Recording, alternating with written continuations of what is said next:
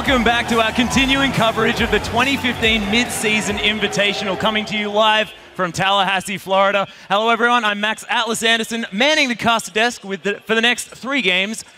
David Freak Turley and Sam Kobe Hartman-Kensler, and it is wonderful to be here with these guys. It is time for our 4th match of the day with Besiktas Esports Club taking on Team SoloMid. And TSM will be looking to rebound after a very disappointing first game in which they were soundly beaten by Fnatic. And it showed us right away teams preparing for the TSM style. They don't pay any attention to Dyrus. Well, in comes Fnatic, bringing in a carry top laner, camping that top lane repeatedly, crushing that matchup, carrying through Huni. Very good by them. Santorin, we didn't see much of him at all. Yeah. We didn't see any counter ganks, no pressure on the other side of the map. 2 things I want to look for in this series. Yeah, that was a little bit disappointing not to see TSM adapt. But, you know, some things are going in favor for TSM. They're not a team that tilts. They are a team that wins the consecutive games after their first games, usually in best. If only it wasn't a series. I mean, the group stage is essentially a big best of 5. You just play 5 games in a row. That's the only difference. Yeah, whatever, it's fine. But TSM lost the first game of the series, just like the NA playoffs. Now the 4-0 sweep for TSM. It's written in stone. What is the same is the period between games where they get to adapt. They get to go talk to their coaching staff. Yeah, they get to go talk to their analysts, and they can fill countermeasures, come up with countermeasures. Yeah, work out the way to get there. But as the players get ready, Tholdren talks about the determination Besiktas Esports Club is bringing to MSI. The rest of the world thinks that we are gonna do 0-5 in group stage. I mean, lose all the games. But I think we can win 1 or 2. So we will do our best to prove themselves that we are not the underdogs here. Let's review the starting lineups. On the blue side, it's Besiktas Esports Club with, in the top lane, Tholdren, the jungle, Theocles, mid lane is Energy, and AD carry, Nadius, with the support, Dumbledoge. And of course, coaching for them is Lethleon. On the red side, though, is Team SoloMid, top laner Dyrus, jungler Santorin, mid laner Bjergsen, AD carry, Wild Turtle, supporting Lustboy, and their coach Loco Doco.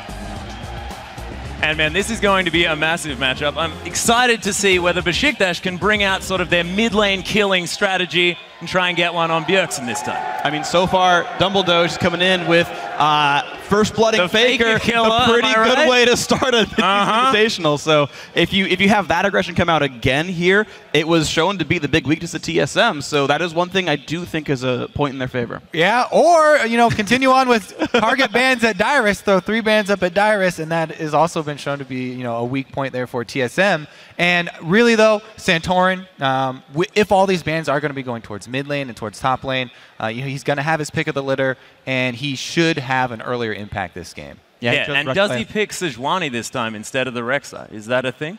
I mean, it really depends what you want to do. I think Rek'Sai is a good early aggressive jungler. We didn't happen to see the ganks come out, but if you look at those sort of top 4, Sejuani, Nunu, Gragas, Rek'Sai is the one you pick for early pressure. I think we can see that come out here. We've seen Santorin do very well in international competition, right? Reigning IEM world champions. And overall, I think TSM still are the big favorites coming in here. It's just a matter of them executing properly, and I think people expect TSM to still win this matchup. Well, that is most definitely true, but we are in a chance to, ladies and gentlemen, LeBlanc going to hit the bench first, and Team SoloMid going to answer back with Tholdren's Rumble, which I can tell you from experience is terrifying. I can't tell you that well. Yeah, no surprise there with the Rumble. Big ultimates coming from Tholdren to get them here to the MSI. Got also removed away from Bjergsen. Again, these guys, a lot of time to be able to research their opponents. You can watch the playoffs, you can watch the last few games of the regular season as well, understand what's common for these guys so far. Bjergsen taking off a lot of playmakers, one of the tried and true ways to try to push down Team SoloMid a little bit, and it won't be those Dyrus bans. Yeah, so Dyrus should be able to pick up, one of the more comfortable, safe champions that he can take in that top lane and sort of take more abuse without dying. Yeah, and the Urgot ban is interesting to me here as well, aimed mostly at Bjergsen, you could imagine, but Besiktas were sort of used to more playing that against an AD carry playing Urgot. Oh yeah, I don't know if Wild Turtle has learned the champion. We have seen teams grow the champion pools, right? Yeah, Uni brought out Cassiopeia. We saw Urgot come out for the first time as well by Fnatic, so there's certainly growth available to all these teams. They've had a few weeks to grow those champion pools and bring out something surprising. Gragas removed away from Santorin, even though we haven't seen him play the champion yet today. Just Besiktas trying to get rid of what they think is scariest from TSM. Yeah, and Theocles is probably looking for that first pick Sejuani as well. He does love to play that champion, and he'll grab that whenever he can. We'll see whether it's going to work out, though, because they may need to have more early pressure. Well, TSM happy to play an objective control game themselves, though, and I feel like Nunu would easily be able to stay in this champion pool and picked up early by Santorin if he wants to. Ari removed away from Energy, so another assassin ripped off the pool there.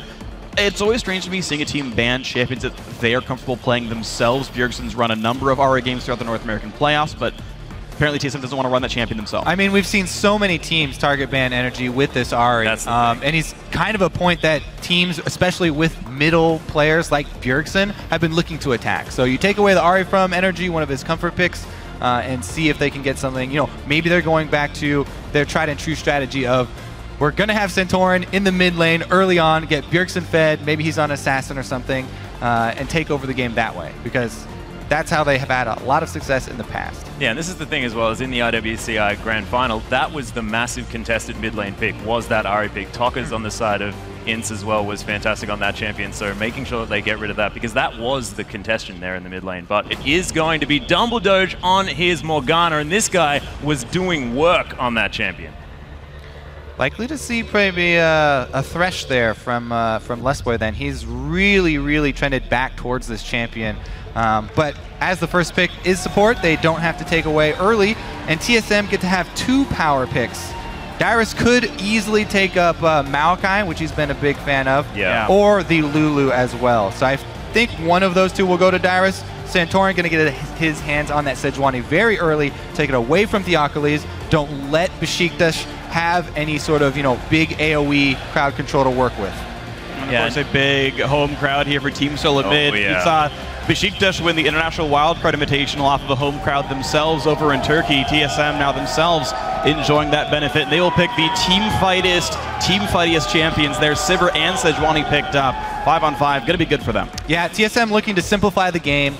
Just get it so they can have a very strong 5 versus 5, get that dragon control, win the early team fights, and not let this game get out of their hands. Yeah, Nadius very much loves to play the Sivir as well, so picking that away from him is a very good idea. We'll see whether he goes back to his Lucian.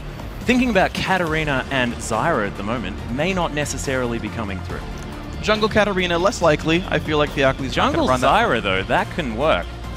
You got plants fighting plants in the jungle, stuff like that? Back when you had Lizard Elder, you could have your plants. Are you guys okay? Leandri's Torment and Lizard Elder. It was a great choice. I'm from the Oceanic region, man. Things happen differently. He's still upside down. Max is actually casting with his hands on the ground. He's, you know, doing handstand in this one. Give it away, man. Vladimir does get picked up, though, and Ghost Flash for energy means he's actually probably going to be playing that Vlad himself. The Rek'Sai does come through here with the Sejuani grabbed away, so Theocles, maybe that ban's slightly hurting them, but the Rek'Sai early aggression is still going to come out here. Ooh. Bjergsen hovering over the assassin mid. Maybe they will go back to the tried and true.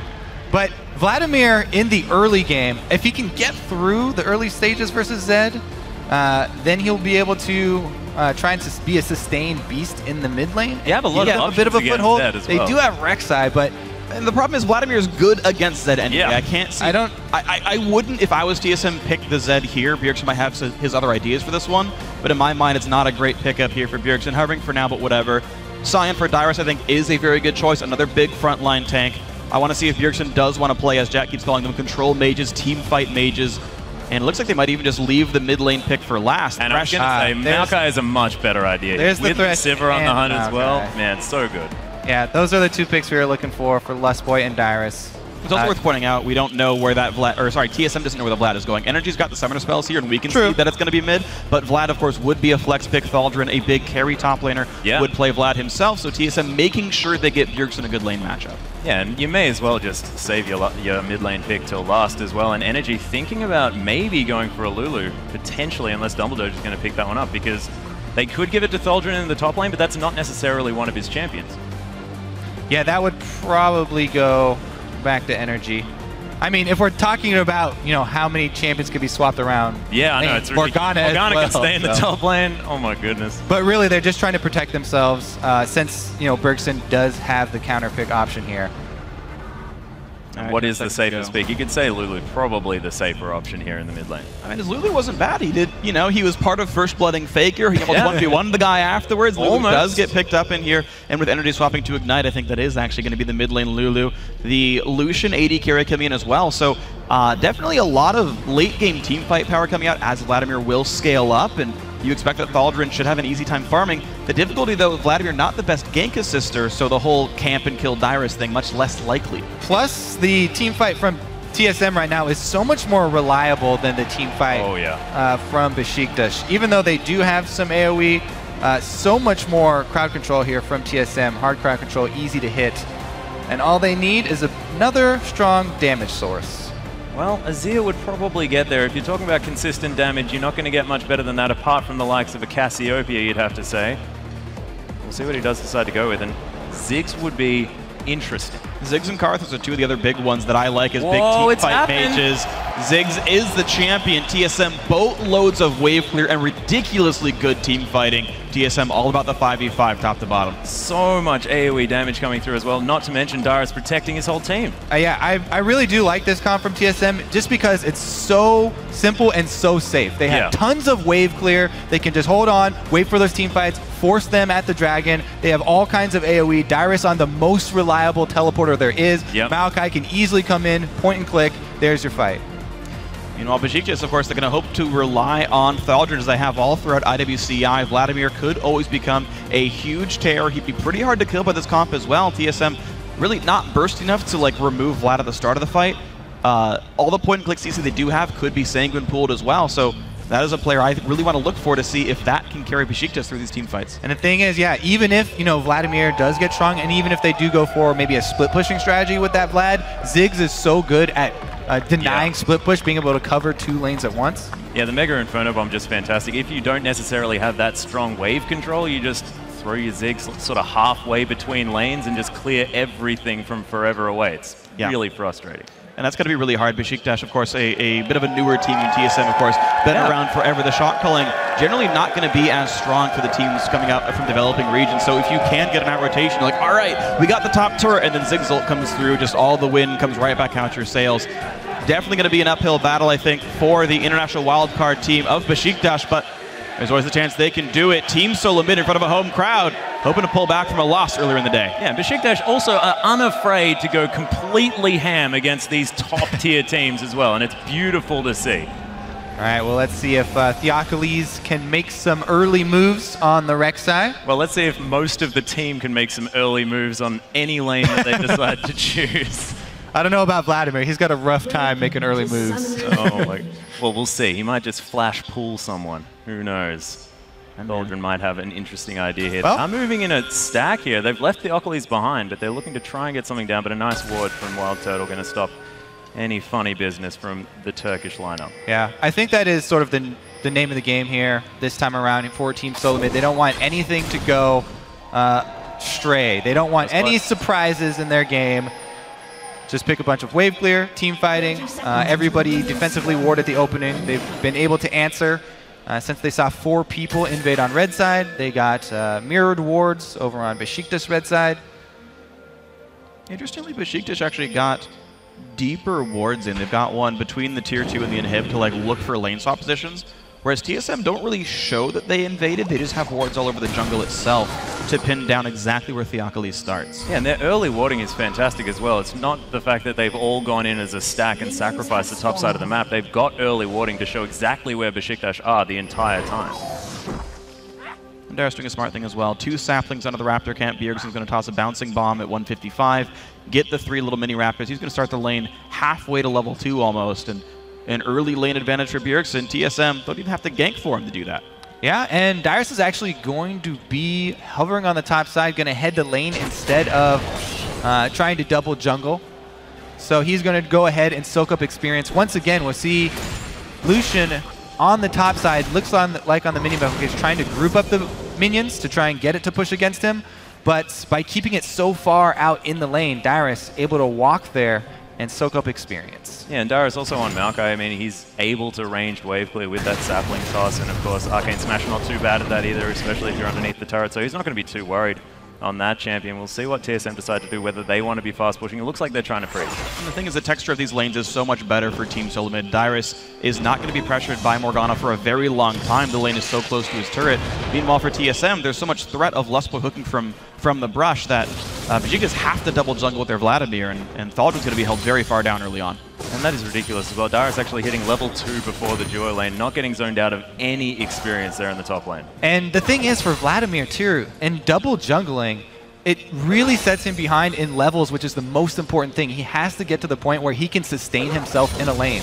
If he comes out of the double jungle, he has a hard time finding a safe lane to go anywhere. Even though he has a pool, it's still easy to take advantage of an under-leveled Vladimir. Lustboy here, let's see what he's going to do. A little bit of an invade and upset this double jungle. Going for some funny business. Just face checks two people. There's the knockup as well. Thaldrin not going to have any CC for this one. Santorin making his way around. Lustboy flashes out of the way. TSM are going to be safe for now. That was very aggressive by Lustboy. He's only got 100 health left. Chugging the potion. I guess he's not in the worst spot ever since he can chug more potions to stay alive. But, you know, a tactic we've seen TSM use before. This one not executed quite as cleanly. Good quick jungling by Besiktas gets them the red buff before they can be meddled with. Yeah, I guess the fact that Lustboy was just a little bit late, and of course the smite on the red buff giving Theocles a lot of his health back there as well, being very important to that one, because it could have been, you know, a flay, a bit of help by the red buff might have actually helped them net themselves a kill, but not going to happen. And Energy taking a bouncing bomb in the mid lane, but he's not under too much trouble. He's a Lulu. All right, so for the first 4 minutes of the game, TSM, while the gold is even, TSM got a substantial experience advantage because they basically had 3 lanes of experience income since Darius has been up here leeching. Right now, it's gotten to the more dangerous stage, though, as Darius is fully extended, and there's a Morgana as the support. Offers a lot more kill pressure. So the next couple minutes, we'll see how Darius fares because now he has a lead over Vladimir, a level lead. And if they're able to, in the next few minutes, swap it back around that 7-minute mark when the turret defense does go down, TSM could have a pretty big advantage. Yeah, there's so not far, really much. you know, Darius didn't get picked off yet. Well, that's the thing. I mean, we're looking at the fact that Darius hasn't been picked off, but they've still left that entire top side of the map completely dark on the side of TSM. They still don't really mind whether he gets camped. Well, that's the thing. It's always a trouble here. You could always chance for that kill. Darius is facing a Morgana. Dark Binding is not easy to dodge without Flash from Maokai. Rek'Sai good ganker as well. Yeah, if there's a minion in the range, but look, right, you can see binds like this. Double Doge can now actually completely zone out Darius. TSM chooses to play aggressively. Of course, they can see Theocles, they can see Thaldrin. Nice. And this 2-on-2 is working really well. Yeah, I would have actually expected Double Doge to play that a little bit more aggressively when he had the brush control. Yeah. Darius was really hugging the river without any extra vision and still getting a lot of experience, but a lot of it is due to Theocles having to babysit this Vladimir. As I said, double jungle Vladimir under-leveled. Even if he does go to that lane, it's very hard for him on the bottom lane to sustain even under his turret. So he needed a little bit more babysitting. And the thing is, we're seeing TSM start playing the second half of this lane swap a lot better. Santorin's just running around jungling. He's just getting a bunch of golden experience, taking scuttlers, taking camps down. Theocles, like, sharing XP in a dual lane is not a great use of the jungler's time. We were seeing Lustboy run around and harass the jungle. Thaldrin's getting some CS now, but now it's going to freeze out against him again. And consider the champions that the junglers are on as well. Sejuani loves it when you lane swap. Sejuani versus Gragas or Sejuani versus Rek'Sai, both of those, the Sejuani player is very happy to have the lane swap and have more time to just farm up. She scales much better. Once she gets her level 6, we'll probably see more action from Santorin. The question is, where would that action even go? Because right now, TSM happy to play the game exactly as it is. No real turret pushes. Nice play right there. You can see Thaldrin has to respect how scary this could be. Santorin really aggressive. He's basically 1 versus 3 in this jungle. Gets the camp and gets out.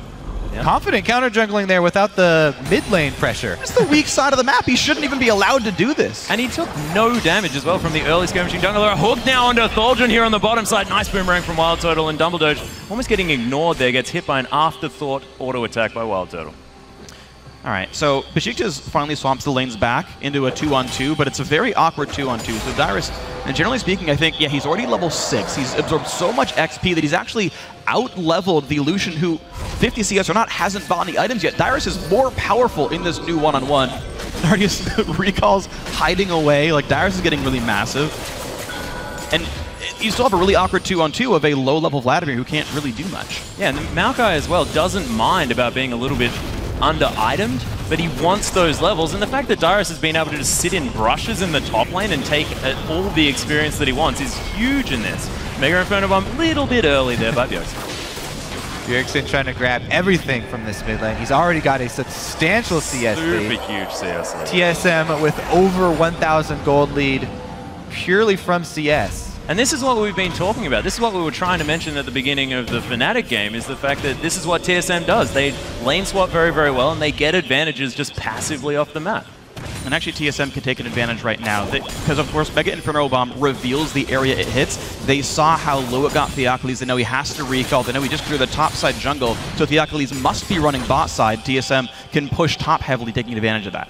Yes, Santorin should capitalize because he has hit that level 6 point. This should be the high impact gank. Let's see if Double Doge can pull off a miracle here. Going for it. Puddle, the tick, not quite enough. All right, we do have that 7 to 8 minute lane swap back here for TSM. Wild Turtle's got his BF sword, gonna head up top by himself, and we'll see the early roams from both of these supports. Lost Boy, skin of his teeth, escaping that one. Bjergsen coming through with a nice knock up there. Energy though, ignoring it just a little bit. Bouncing Bomb gonna find him. Dark Binding not gonna land there by Dumbledore. Like ships in the night, they're gonna pass one another. Well, Let's Boy doing a good job of warding. He knows that his team's going to be pushing the top side out pretty soon. It's past 7 minutes. BF sword on the Saber. Turrets can die very fast, especially against an under-leveled Vladimir. So a ward for the gank paths. Make sure Rek'Sai's not going to get up there and screw everything up.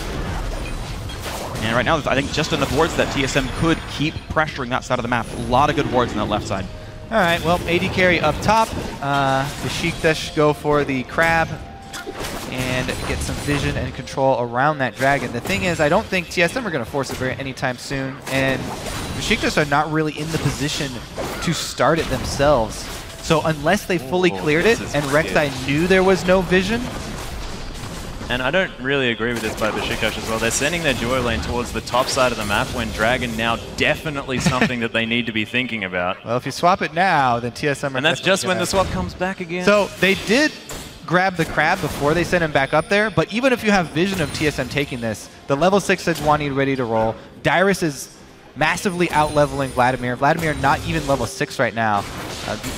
TSM typically not good dragon control early game at all. Yeah. And when it's on a silver platter, you're going to take it, right? Well, yeah, they are late to get Dyrus to the top lane here, so Nardius gets a lot of damage. He has no ward control, though, because his team was never up there, so he doesn't know he's safe to knock this turret down. Then, like, he has a late recall. It's very awkward how they're playing the Dragons here, but make an attempt for Dumbledore. Yeah, there's a really nice lantern there to get Wild Turtle in there, but Dumbledore actually manages to get the Dark Binding just in time to save his life. Wild Turtle a little bit trigger happy on the ultimate. Well, they get a Morgana flash instead of starting up the dragon and trying to force something while Besiktas AD carry was in base. The rotation is complete now as AD carry has gone bottom. I don't think they saw that teleport channeled. They would have to know because he got there so fast. He was just seeing bottom. There's no way they don't expect that to be a TP. Dumbledore down to half again, also flashless and not 6. So he's going to be in a dangerous spot. Santorin coming around the backside. I don't think he's been seen yet. It's going to be a close fight. For something here as the Dark Passage is going to be taken by Wild Turtle, but Santorin coming around the side. Shields down. There's another boomerang. Dumbledore just so low misses the ult, but it doesn't matter as the Death Sentence comes through. Last Boy flashes out of the way, so close to dead as Nardius manages to escape as well, but it's a free kill for TSM and probably a free turret unless Theocles can get something magical happening. And Energy's going to face check Bjergsen. And it's going to be a close one. Energy on a half HP. He's got to dodge the minefield away. Bjergsen tries to dodge. Glitter Lance will not do so just yet, but Energy is still happy to trade back and forth.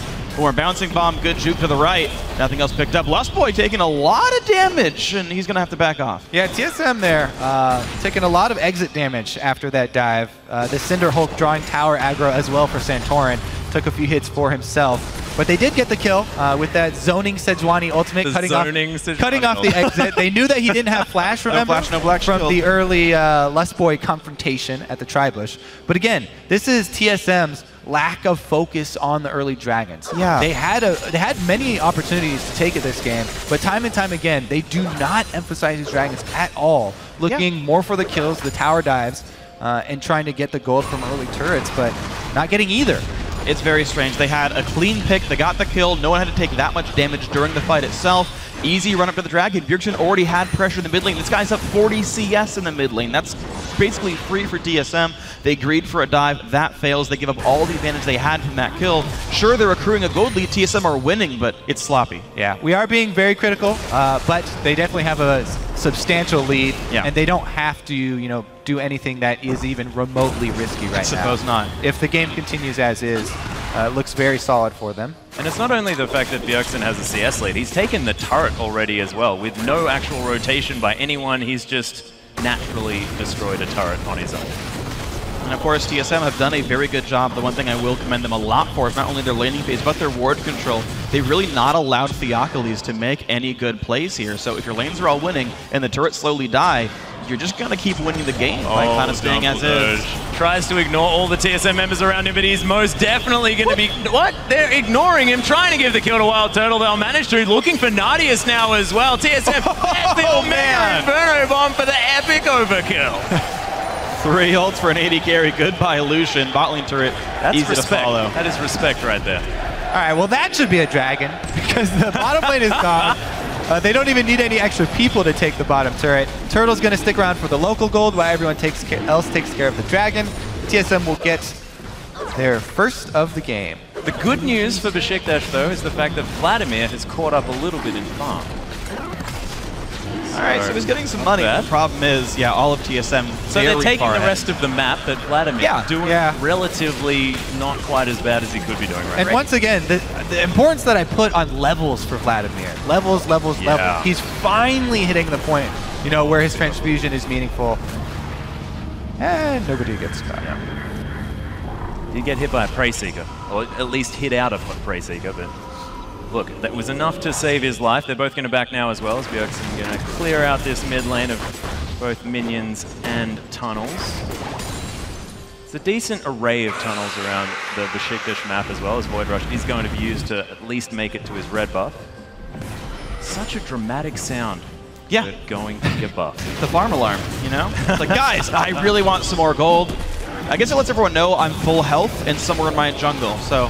You know, gives TSM some knowledge of what Rek'Sai is normally like, full health and in their own jungle. It also gives them knowledge that there won't be any cross-map plays from Besiktas in the near future. So, Wild Turtle and Lesboy up there on the top versus Vladimir should feel just fine. And I like this from Darius as well. I mean, he knows that he probably wants to pick up that Righteous Glory, but going to be sitting on that Spectre's Cowl for a little while as well, making sure that he can lane as well as ever against the Vladimir, and he has been able to. Now it is going to be TSM rotating around, picking up the last outer turret on the map by the looks of things, but Lustboy wants to find someone else to kill. Oh my goodness, lands the death sentence over the wall. Dumbledore able to get a decent Dark Binding, and Theocles going to tunnel his way out over the wall as well. TSM, they deserve to get something from that amazing hook. Well, they should get some ward coverage for it. Yes, vision. Beautiful. With the mid turret already down, some deep wards should come in pretty quickly here for TSM. And they're already looking to move into enemy territory. And look, Bjergsen's still here, just able to kill all the minions, the turrets. He's playing PvE, League of Legends. Well, he's got the Athene's Ziggs in the mid lane with blue buff, constant blue buffs as well. So the barrage of bombs should continue, and the mid lane pressure not punished at all by Rek'Sai. Not at all. TSM continued a very good set of word control and energy, actually about to be flanked out by Darius' Maokai here. This might be a little bit risky. Flashes in. There's going to be a couple of knockups as well. Energy does have the ulti onto himself. Still going to take Mega Inferno Bomb, and a re-engage comes in Theocles in a 1 versus 4. Maybe not where he wanted to be as Rek'Sai running away as fast as possible. Now in comes Vladimir. Thaldrun doing whatever he possibly can. Bjergsen forced away. Nadius picks up the first kill for Besiktas. Looks like mid laners always the first kills. Yeah, Thaldrun is dead though. Lustboy forced to flash away. Nadius at full health though, wants to find someone to kill. Lustboy might be in a little bit of trouble. There's the dash forward, but Wild Turtle, he's going to tell Besiktas to get away from his support. They're going to happily move towards the top lane. Yeah, scramble there for TSM, and Besiktas actually quite happy to trade their under-leveled Vladimir for a kill on the Ziggs. Highest level in the game, and it goes to the AD carry. So definitely happy with that trade for Besiktas. And Nadius is known as a carry for his team as well. If you get him the tools to carry in the later stages of the game, and even when they were in the finals of the IWCI, it wasn't pretty in the early stages. They managed to make this happen towards the later stage, but here's the replay. All right, so this is the ants marching in one by one. TSM first focusing on energy, then Theocles comes to try and save Lulu.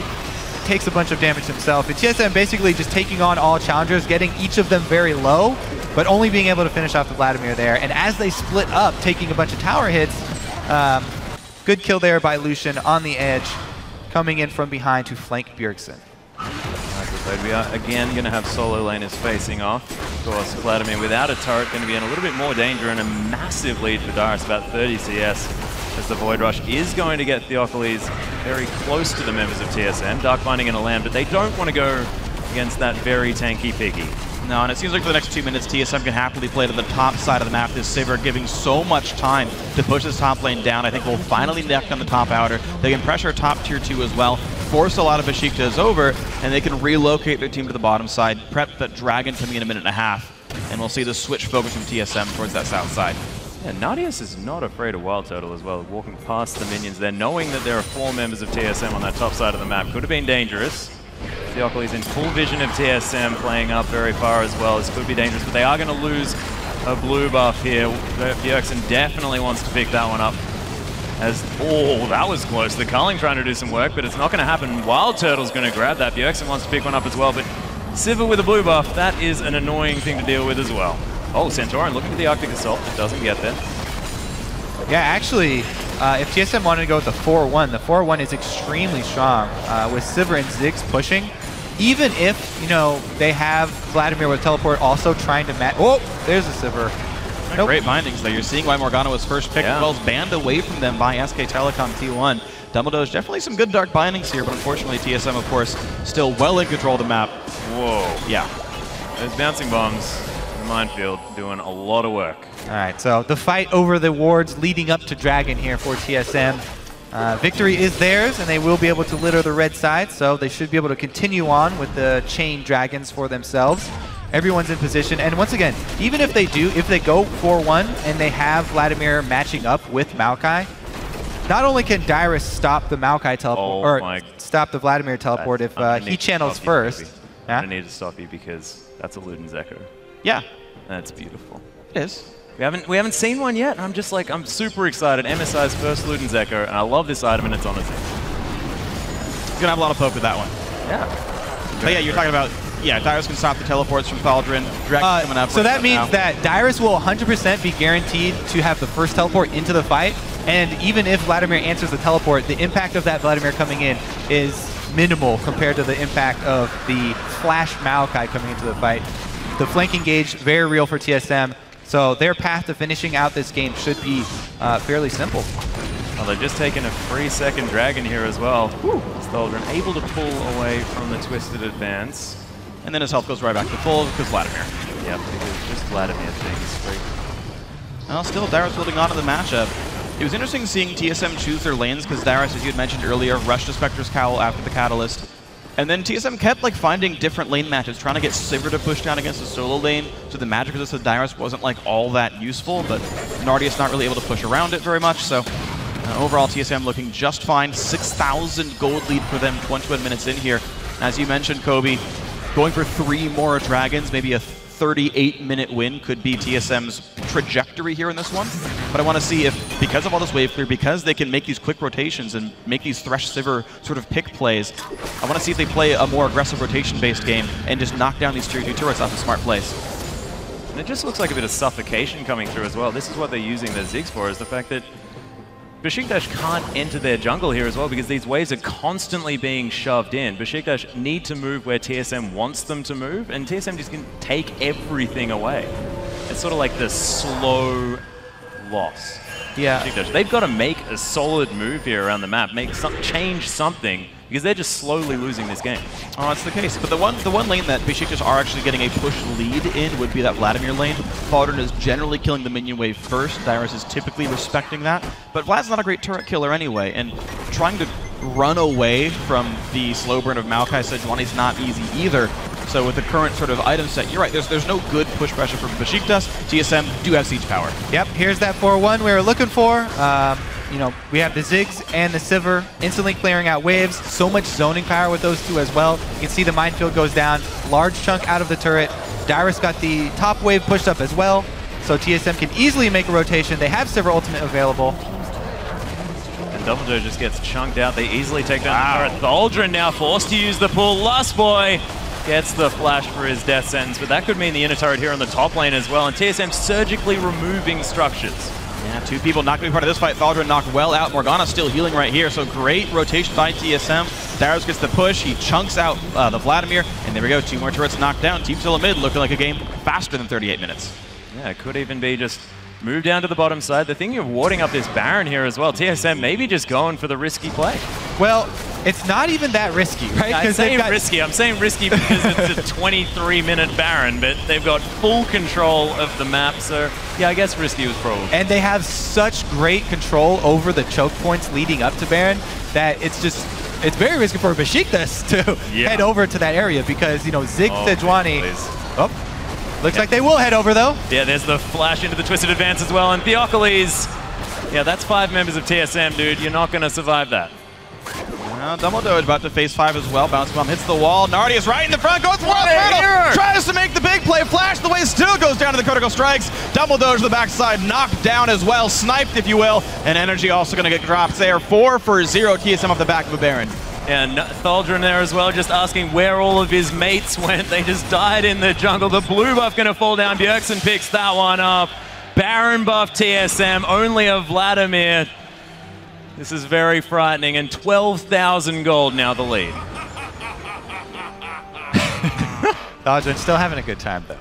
Vladimir with the laughs. Now, speaking of TSM's trajectory, not only in this game, but for the rest of the group stages, they did have that surprising to some, you know, loss to Fnatic, which was a very crucial opening game for them, and they took it, you know, fairly heavily, immediately retreating to the backstage to go talk that one over. This one, very obviously, wanting to take it very slow, standard, focus completely on objectives, take it step by step. For the rest of the group stages, and even just the rest of today, they have a very formidable opponent coming up. In which they will not be able to play the game this safe because the pace of the game will be much more quick. So TSM, yes, take this win and recover from the early loss earlier today. And we'll see what they come up with for the rest of the group stage here and the rest of today. Almost like a reset game or something. Now we can see the TSM, of course, still good at playing the lane swaps. That was where their primary early lead came from. Bjergsen, of course, had a very strong 1v1 as well and got a turret for his troubles. Team SoloMid now with Baron buff for the next minute, looking to maybe knock down some of these inhibitor turrets. As Baron times out, Dragon will respawn, so a convenient timing there. TSM can stop the siege, rush that down. That 13,000 gold each make it very hard for him to lose any fights here. Bot lane's going to get pushed down. Besiktas not in position to stop them. It's going to be the turret kill, and the fight begins. Yeah, and inhibitor turret falling down there as well. Centaurn looking for the ult, but doesn't even really need to use it as Theocles takes almost all of his health. Thaldren, way in the backside of the fight, is just going to fall down. Mega Inferno bomb. See you later as the inhibitor is going to be taken down next. Nardius with some decent footwork there, going to avoid some of the damage, but man, getting Arctic assaulted. Energy gets death sentenced, and Lost Boy, this Thresh, super aggression, but he's landing these skill shots. And it's going to be enough skill shots to have TSM push into the base. Still a few slivers left on this Baron buff, and that means they can push right on in to Nexus turret number 2. Nardius, slinks away with the skin of his teeth, but this will be GG. A 26-minute game. Bjergsen forced to still run out, but it's going to be the Nexus. All the same, Team SoloMid pick up their first win of MSI 2015. Congratulations, and Besiktas, nothing they could do in that game, and that was TSM out with something to prove in that match. Yeah, Besiktas, they do get some valuable experience against TSM in a lane swap. Lane swap's one of the hardest things to get very good, high-level competitive experience in, so they'll definitely keep that VOD and keep that one for research. Yeah, make sure that they can assess exactly what went wrong, but it was really surgical there by TSM. This was them just playing out their strengths, knowing exactly what they're capable of, and that was their game the entire time. Yeah, showing that they were not shaken so heavily just by one loss so far in the group stages, and we'll see what they come up with later today. And they won games exactly as you expect TSM to win games. Over in North America, they are one of the best, if not the best team at lane swaps. Got a huge lead from that, a couple thousand gold, just from no kills at all, but purely outplaying the laning phase. Dyrus had 1 or 2 levels over Thaldrin. Massive Maokai was online much sooner overall in this game. Santorin actually picked a champion you're okay just farming on. The lane swap helps that as well, but Sejuani came online, got to toss in ults. All these things came together, and TSM started moving around the lanes, trying to pick off turrets, and Bjergsen also 1v1 master. The Ziggs was big, solo kills his own turret, crushes his lane opponent by 40 minions or more.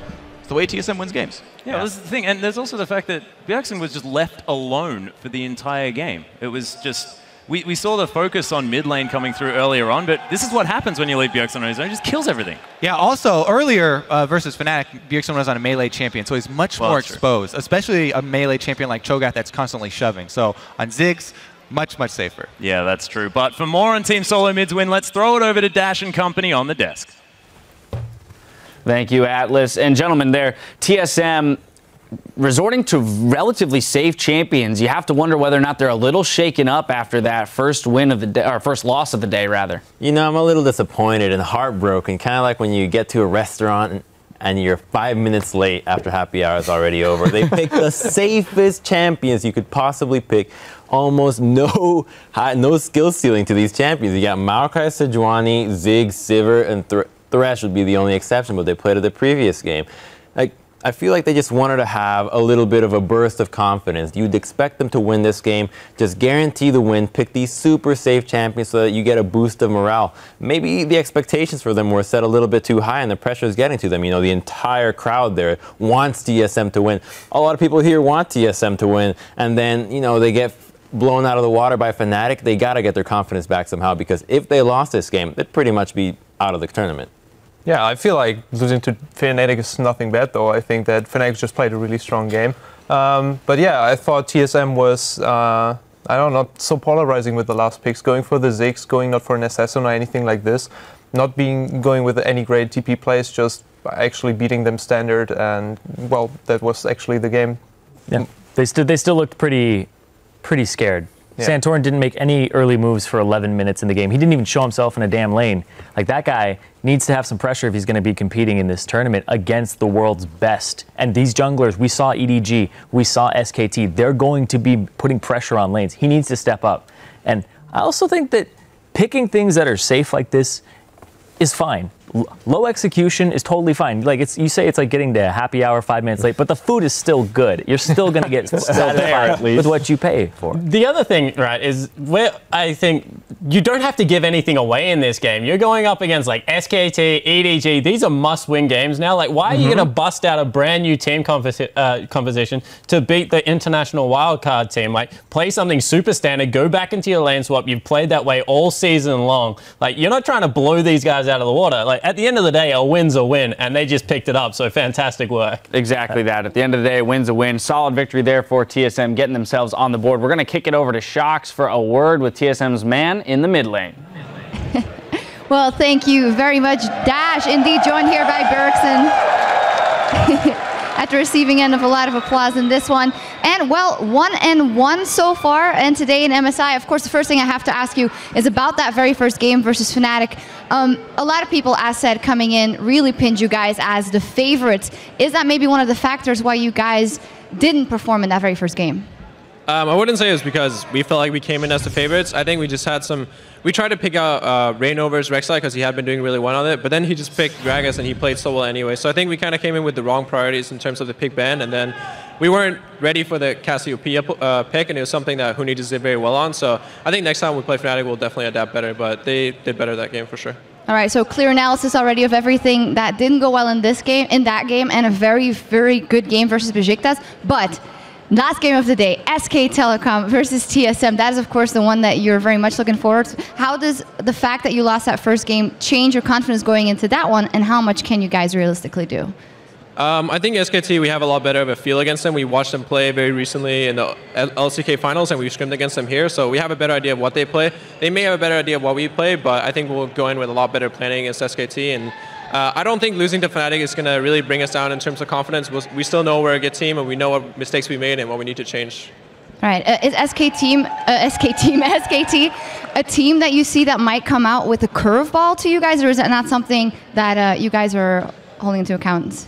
Of course, they can throw a curveball at us, but they're also blue side, so they can't have the crazy counter picks on something like mid lane. They're probably going to be blinding a mid, so I feel like SKT is going to be playing very, very solid, and I wonder what mid they're going to play. Yeah, well, we all are looking forward to that one. Congratulations on that victory, Björksen. And as for us, we're going to shoot it back over to Dash and the dudes over at the desk.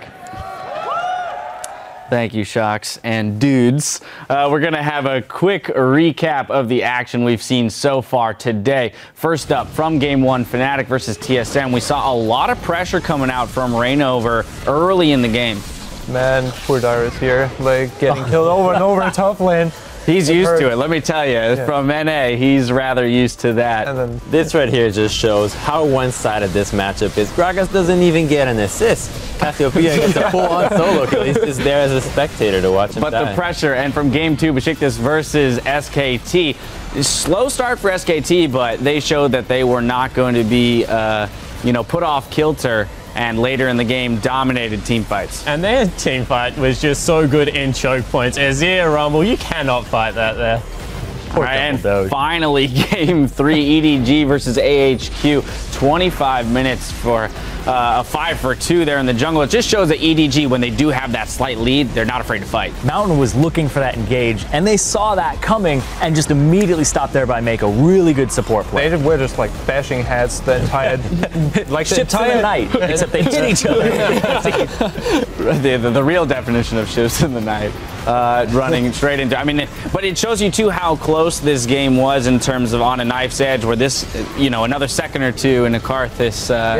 I think both teams were playing the skirmish game really well, but there was no towers falling down until 80 minutes. There was just fighting, and then... It's a tank meta. It's a tank meta where you throw yourself into each other and hope that you survive. Bumping heads, man. We covered it already. They're just going to keep running at each other. A fair number of games under our belt. Here's a look at how the teams are stacked up in the standings. Currently, EDG, Fnatic, and SKT are tied with 1 win apiece at the top of the table, followed by TSM, who's 1-1 after that victory over Besiktas. And meanwhile, AHQ and Besiktas are currently winless at the bottom of the table. So, gentlemen, initial thoughts on how this tournament is shaping up? I like the way that EDG was on top of that table. Definitely agree with that. Clearly, nothing to do with the alphabetical order. I liked it. I think the next game coming up, which I think is Fnatic versus AHQ, is going to be the one that really tells us what's going on with these games. Because if AHQ manages to take this game, that means that they're no longer, as we thought,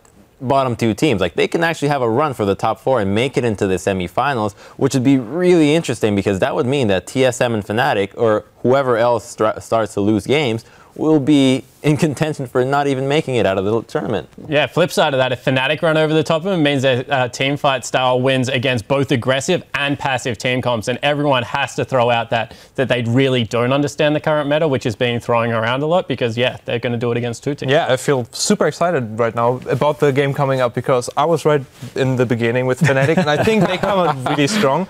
And just to grasp already to the front, I think that Fnatic does really well as well against the playstyle from HQ, and we kind of see fire against fire again, I feel like, and this is just something exciting me. All right, yeah, well, we've got some great games under our belt, still plenty of games to go. If you're looking to join fellow league fans and watch the Mid-Season Invitational Finals this Sunday, you're in luck, because Coca-Cola is teaming up with Cinemark Theaters to host viewing parties from coast to coast all over the country. Not only will attendees be able to catch the best of 5 series action on a big screen, but they will also take home a collectible Heimerdinger Cup. The finals will play at 15 different locations on May 10th, and for more information, you can check out lolesports.com/VP. Now, we've only just hit the halfway point. When we return, Fnatic will face off against AHQ Esports Club. Keep it tuned right here. The action continues in just 3.5. Dumble dodge. This is 10 points for Dumble dodge. Yeah, that was the most troll comment ever. Another boomerang. Dumbledore just so low, misses the ult, but it doesn't matter as the Death Sentence comes through. Last boy flashes out of the way, so close to dead. Nardi is right in the front, goes for it. Tries to make the big play. Flash the way, still goes down to the critical strikes. Inhibitor turret falling down there as well. Centaurn looking for the ult, but doesn't even really need to use it as Theocles takes almost all of his health. Aldrin way in the backside of the fight. Team SoloMid pick up their first win of MSI 2015.